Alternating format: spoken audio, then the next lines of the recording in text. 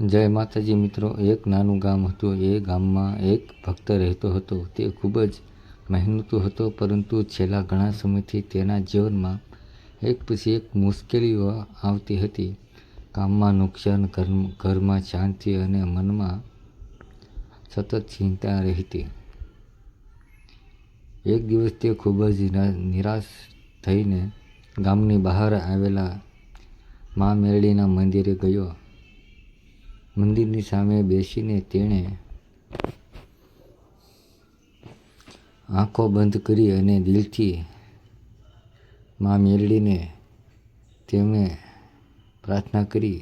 તેણે કહ્યું, મા, મને ધન દોલત નથી જોતી, બસ મારા પરિવારને સુખ શાંતિ આપજો અને મને સાચો રસ્તો બતાવજો.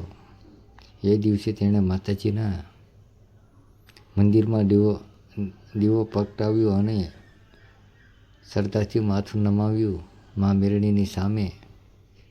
બીજા દિવસે સવારથી જ તેના જીવનમાં નાનો બદલાવ શરૂ થયો.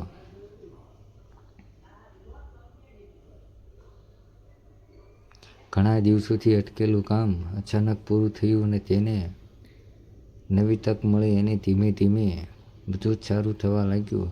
ઘરની પરિસ્થિતિ પણ સુધરવા લાગી.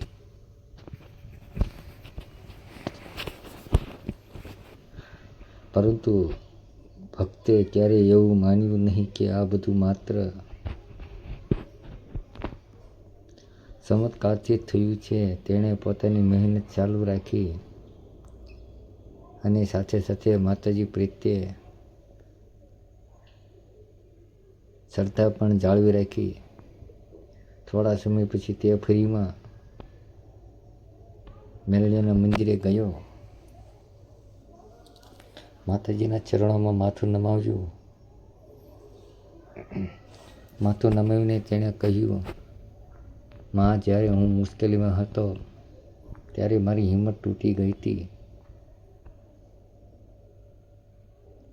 હતી, પરંતુ તમારી ભક્તિએ મને ફરી ઊભો થવાની શક્તિ આપી છે.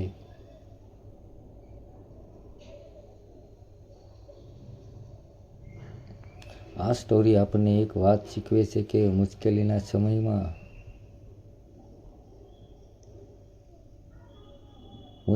સમયમાં હિંમત નહીં હારવી જોઈએ.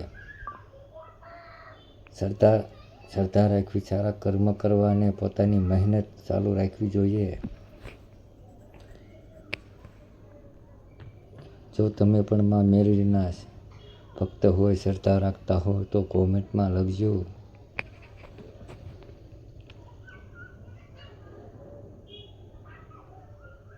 જય મા મેરડી.